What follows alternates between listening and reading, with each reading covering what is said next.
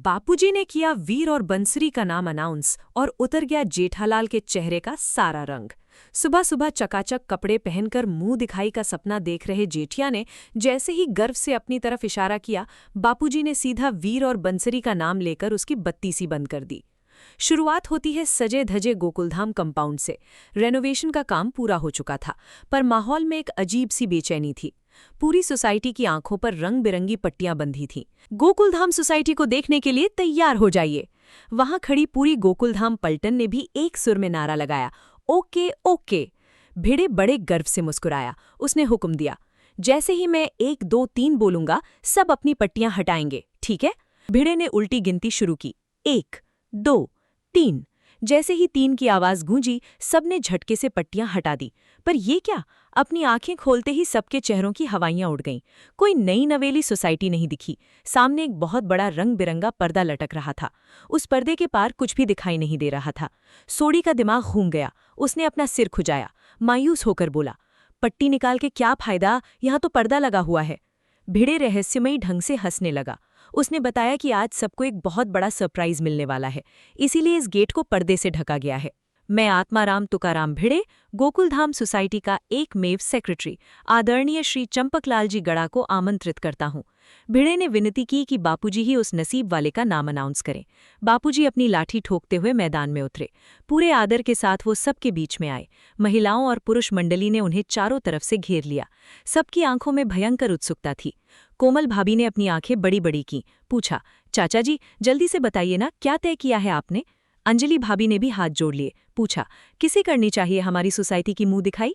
बापूजी अत्यंत गंभीर हो गए। वो एक आदरणीय मुद्रा में खड़े हुए। उन्होंने मुस्कुराते हुए बोलना शुरू किया। बापूजी ने कहा, जैसा मैंने कल रात को ही कहा था, मुंह दिखाई वो करेगा जिसके बिना सोसाइटी सूनी सूनी हो जाए, जो सोसाइटी के हर सदस्य को समान दृष्टि से देखता हो और जो हमारी सोसाइटी का भविष्य हो। ये 3 गुण जिसमें होंगे वही मुंह दिखाई करेगा। बापूजी ने अपना भाषण जारी रखा। उन्होंने कहा कि गोकुलधाम में सब मिलजुल कर रहते हैं, कोई भेदभाव नहीं करता। किसी में कोई गुण कम है तो किसी में ज्यादा, पर जिसका नाम वो लेने वाले हैं उसमें ये तीनों गुण कूट कूट कर भरे हैं। अब यहाँ जेठालाल का रिएक्शन देखने लायक था। वो बड़े ही गर्व से मुस्कुरा रहा था। उसकी आंखों में चमक थी। उसे लगा ये सारे गुण तो उसी में हैं। उसने धीरे से खुद की तरफ इशारा किया। वो बस आगे बढ़ने ही वाला था, पर तभी कयामत आ गई। बापूजी ने जेठालाल को पूरी तरह इग्नोर कर दिया। उन्होंने सीधे गेट की तरफ इशारा किया और पूरी ताकत से चिल्लाए, वीर और बंसरी। ये नाम सुनते ही जेठालाल को 440 वोल्ट का झटका लगा। उसकी बत्ती सी तुरंत अंदर चली गई। चेहरे का सारा रंग ऐसे उतरा जैसे किसी ने पानी डाल दिया हो। तारक मेहता का उल्टा चश्मा का ये सबसे बड़ा पोपट था। जेठालाल भले ही शौक में था, पर पूरी पलटन खुशी से उछल पड़ी। रूपा भाभी और रतन भाई के तो होश ही उड़ गए। उनके मुंह से जोर से आवाज निकली, वीर और बंसरी? चाचा जी, क्या आप सच कह रहे हैं? बापूजी ने मुस्कुराकर सिर हिलाया, 100%। वीर और बंसरी ही करेंगे हमारी मुंह दिखाई। इमोशनल सीन खत्म, अब एक्शन का टाइम था। सोढ़ी आगे आया, बोला, चलो वीर बंसरी, पर ये बड़े बड़े पर्दे खुलेंगे कैसे? भीड़े ने अपनी शातिर मुस्कान बिखेरी। उसने बताया कि पर्दे खोलने के लिए 3 मैजिकल वर्ड्स बोलने पड़ेंगे। बच्चे हैरान, कौन से मैजिकल वर्ड्स? भीड़े ने बाघा की तरफ देखा। टप्पू ने तुरंत एंट्री मारी। उसने गर्व से अपना कॉलर टाइट किया, बोला, दरअसल हमने पर्दे के पीछे साउंड सेंसर्स लगाए हैं। वॉइस कमांड से ये पर्दे अपने आप खुल जाएंगे। टप्पू सेना का स्वैग। तभी बाजू से डॉक्टर हाथी का पेट मचलने लगा। वो अपना पेट सहलाते हुए आगे आए, बोले, चलो जल्दी करो, फिर नाश्ता भी तो करना है। नाश्ता बोलिए बेटा, नाश्ता। तारक मेहता के उल्टा चश्मा में हाथी भाई को नाश्ते से ज्यादा कुछ नहीं दिखता। भीड़े हंस पड़ा, बोला, हाथी भाई टेंशन मत लीजिए, नाश्ते का एकदम बढ़िया इंतजाम है। पहले सोसाइटी की मुंह दिखाई, फिर हम सब मिलके मजे से नाश्ता करेंगे। टप्पू वीर और बंसरी को आगे लाया। उसने काउंटडाउन शुरू किया, 3 2 1 गो। वीर और बंसरी एक साथ चिल्लाए, I love Gokul society. 1 second बीता, 2 सेकंड, लेकिन अचानक वहां भयानक सन्नाटा छा गया। पर्दा तो टस से मस नहीं हुआ। सोढ़ी ने अपना सिर पकड़ लिया। वो जोर से चिल्लाया, ओए की यार, टप्पू से ना तुम्हारी ये टेक्नोलॉजी तो फेल हो गई। टप्पू बुरी तरह सकपका गया। वो बोला, नहीं पापा, ऐसा हो ही नहीं सकता। वीर, बंसरी, थोड़ा और जोर से बोलो। बच्चों ने दोबारा कोशिश की। Hello Gokul society. पर्दा फिर भी नहीं हिला। जेठालाल का गुस्सा 7वें आसमान पर पहुंच गया। वो बुरी तरह चिढ़ गया। बाघा और टप्पू पर चिल्लाया, अरे इसकी बैटरी डाउन हो गई क्या? और जोर से बोलो, जोर से चिल्लाओ। वीर और बंसरी ने अपनी पूरी जान लगा दी। उन्होंने फेफड़े फाड़कर आवाज लगाई, हेलो गोकुल सोसाइटी। और बूम! जैसे ही वो चिल्लाए, सेंसर एक्टिवेट हो गया। अचानक तेज संगीत गूंज उठा और मुख्य गेट का विशाल पर्दा तेजी से नीचे गिर गया। सबके मुंह खुले के खुले रह गए। नया, आलीशान और चकाचक रेनोवेटेड गेट। बापूजी अपनी लाठी तानकर चकित रह गए।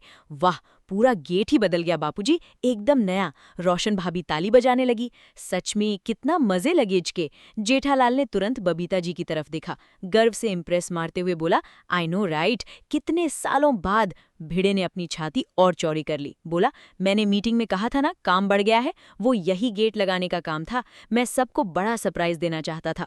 सोढ़ी खुश होकर भिड़े की पीठ थपथपाने लगा। वाह वाह, बड़ा सरप्राइज मिला भिड़े भाई साहब। गेट एकदम चंदेरी साड़ी जैसा चमक रहा है। पर भिड़े के पास अभी एक और बम था। उसने हंसकर बोला, सोढ़ी, ये तो सिर्फ चंदेरी गेट है, अभी तो अंदर का मेन सरप्राइज देखना बाकी है। जेठालाल के तो पसीने छूट गए। उसने हाथ जोड़कर आसमान की तरफ देखा। हे बजरंगबली, हमेशा रक्षा करना। लेकिन अब ये अंदर का पर्दा कैसे खुलेगा? भिड़े ने बताया, जैसे बच्चों ने मैजिकल वर्ड्स बोले थे, वैसे ही हमें भी वॉइस कमांड से अंदर का महापर्दा हटाना है। पर वर्ड्स क्या होंगे?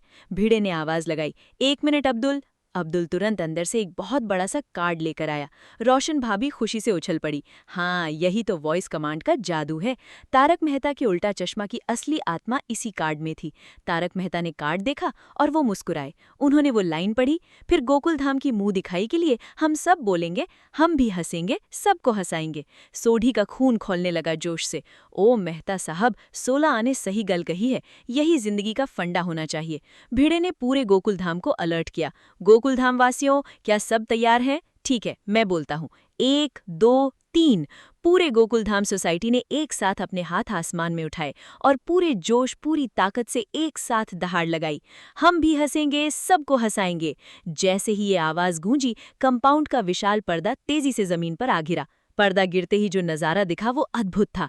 नई, चकाचक, बेहद खूबसूरत, रंग बिरंगी और आलीशान गोकुलधाम सोसाइटी, उसका नया अवतार सबके सामने था।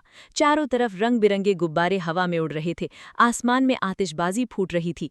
सभी सदस्य खुशी के मारे झूम उठे। सब एक दूसरे के गले लगने लगे और फिर शुरू हुआ महा सेलिब्रेशन। सब एक साथ गरबा खेलने लगे। जेठालाल बबीता जी के साथ ताल से ताल मिला रहा था। सोढ़ी अपना खतरनाक भांगड़ा पा रहा था। पूरा महिला मंडल खुशी से नाच रहा था। पूरा कंपाउंड खुशियों की मिठास में डूब गया। जेठालाल और भिड़े ने एक दूसरे का हाथ पकड़ा, हवा में उछलकर जोर से चिल्लाए, गोकुलधाम सोसाइटी की विजय हो। लगा ना कि सब कुछ सेट हो गया, हैप्पी एंडिंग? बिल्कुल नहीं। तारक मेहता के उल्टा चश्मा में चैन कहाँ मिलता है। अगले एपिसोड के प्रोमो ने तो सीधा दिमाग ही हिला डाला। स्क्रीन पर एंट्री होती है असित कुमार मोदी की। वो आते ही एक ऐसा खुलासा करते हैं कि गोकुलधाम वालों के पैरों तले जमीन खिसक जाए। वो सीधे कैमरे में देखकर कहते हैं कि असली सरप्राइज तो अभी बाकी है।